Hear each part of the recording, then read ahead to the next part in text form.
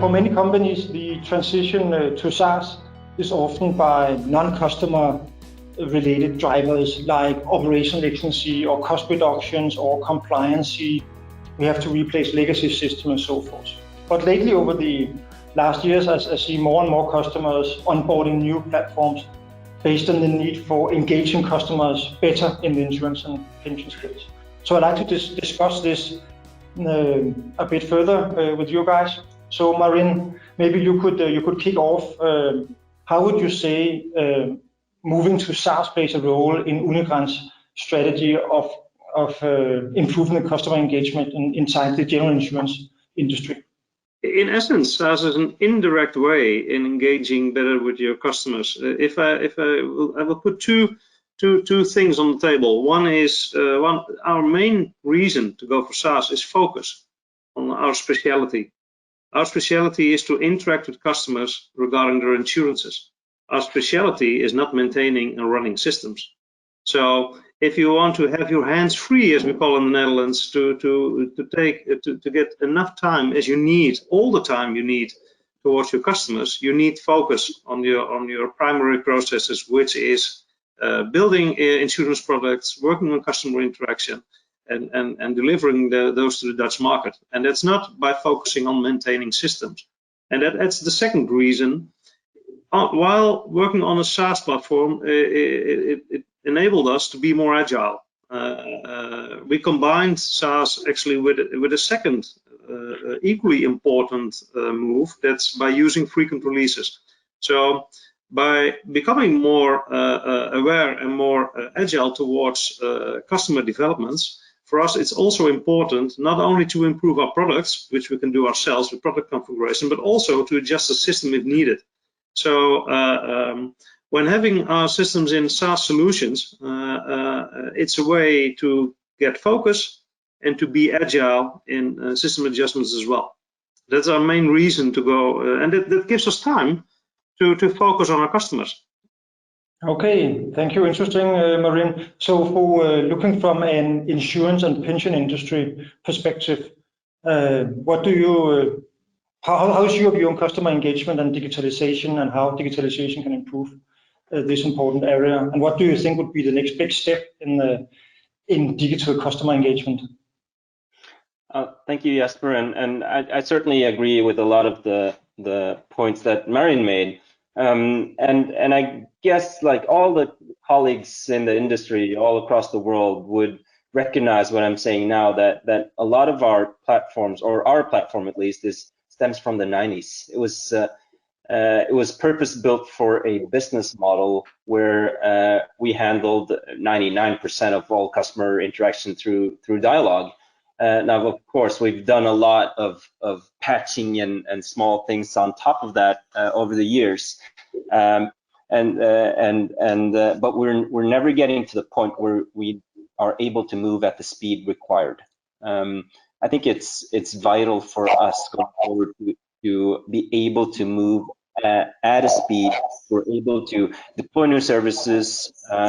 Customers can access us from wherever they are, whichever platform, whether it be a messenger service or your employer's internal app, could be anything. I think that's the key for us to be able to make that shift from just handling something in our down in our engine room, and to bring it all the way up front to the customer.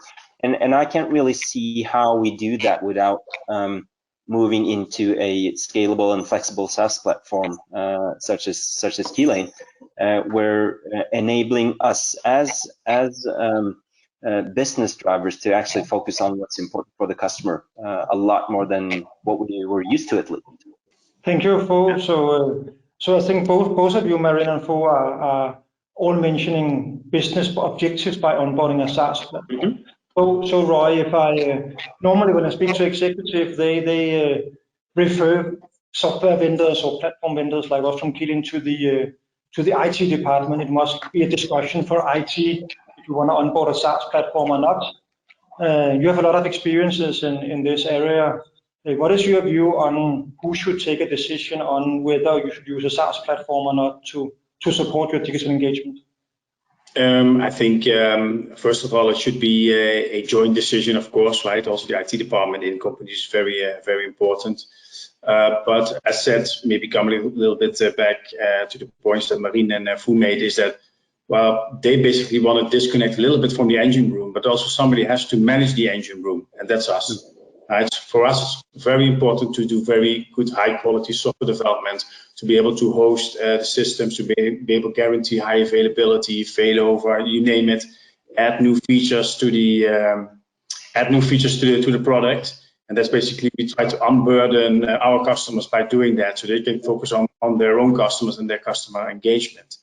So having said that, so the natural partner becomes more and more the business of our customers, because basically, yeah, we are taking over some of the work that the IT department does. On the other hand, most of the customers have a very complex environment and complex landscape, so we have to integrate massively into those kind of environments, and therefore we need to work very closely with the IT partners we have at the customer's end. Thank you, Roy. Responding quickly to all these market changes, of course, something that we all are aware of, that things are happening and there's a lot of opportunities emerging, and it's a very competitive space that we operate in the insurance and pension industry. So, Fu, how do you think that technology empowers Nordea Life and Pensions to be agile in a digital age, especially when you take into perspective that, sorry to say, life and pension is maybe not the most sexy product and very relevant in customers' eyes, something that they wake up every day and think, okay, I want to check my pensions.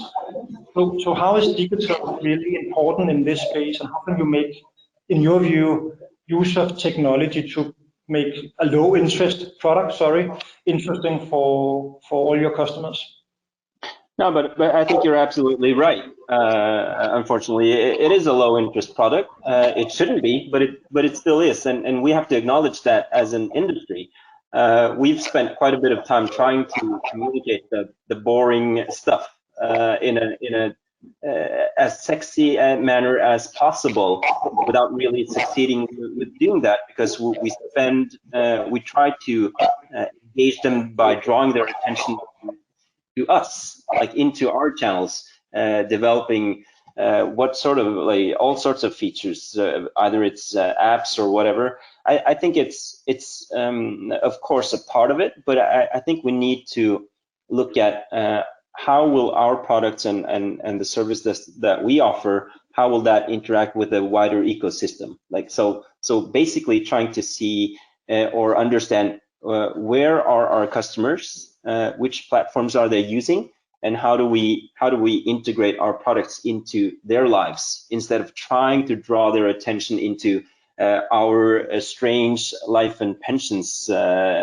kind of world, which doesn't make any sense for most people. And just to give you a couple of facts from our side, it took us about 10 years to go from 0 to 25% end-to-end digital sales. 10 years, and from 25 to 50% took us about 18 months. And I can't even imagine how fast it will go from the 60-ish where we're now up to maybe even 100. And how do you intertwine that with customer interaction with a human touch? There's all sorts of experimentation and again, back to the speed that we mentioned initially, we need to be able to cope with changing customer behavior in terms of where they want to be served. So I guess again, mentioning the flexibility and the understanding of customer behavior just becomes a lot more important for us.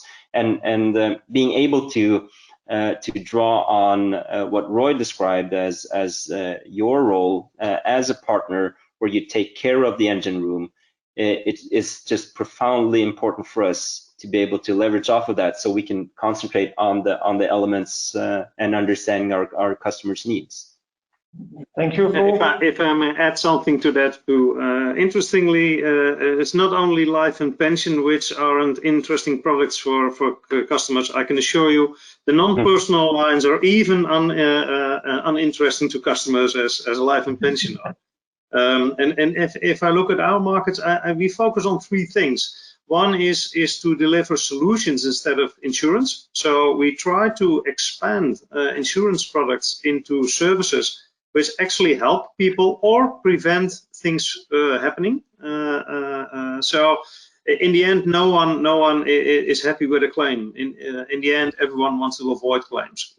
A customer first and foremost, but also an insurance company. So by coming to those new customer demands, we try to help them upfront, and we try to help them with services which they do think are interesting instead of the insurance, by combining those services with insurance products. That's one strategy. The other strategy has to do with the fact that people's ways of communicating to an insurance company are changing all the time. So we are an industry with non-personal lines in which digitization was already at 80–90% several years ago.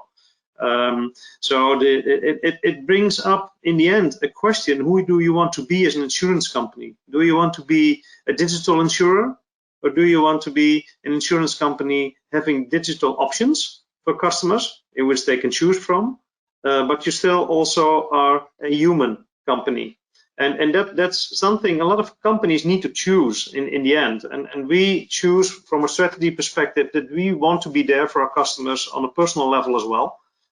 So yes, the easy things which you can do yourself, which are actually a burden if you have to call someone, we want that absolutely 100% digitized. But if something really happens, a claim, a stressful situation, we want to be there for our customers from a human perspective. So we did choose not to become a 100% digitized insurer, but to be to offer all services digitized. But there's also always a possibility to have human contact in case of need. So that and that brings up maybe the most important challenge towards the future. People are choosing ways of communication by themselves that differs from several years ago, in which we stated, well, you can only reach us by phone or email or a website. These days, people expect you to be everywhere. And maybe that poses us with the biggest challenge we faced ever before, is if we have customer contracts through numerous different channels, how do we know who had contact with whom and what was being said when? I think that's one of the challenges. So how do we really know customers and customer interaction, although they're using different means of communication all the time? And for us, that's a challenge towards the future. Just want to add a little bit to that as well, Jesper, if I may, because we looked at a few figures on our side, and about 10 years ago, we had about 70% of our customers, we had some sort of interaction with them on an annual basis. Now, about 3–4 years ago, that number had dropped to about 5. So that digitization era that we went through just moved us a lot away further from our customers, because we wanted to try to fit everyone into like the one-size-fits-all kind of digital process, and it doesn't work, because we need to be able to serve those individuals. And we have to ask ourselves the question: now, are we here to serve our customers, or are we here to sell a product, right? Maybe I can add to that. So if you look at some of our products that we have, of course, they're really focused together with our customers, our Keylane customers, on customer journeys, and basically to get almost a one-to-one kind of approach towards customers.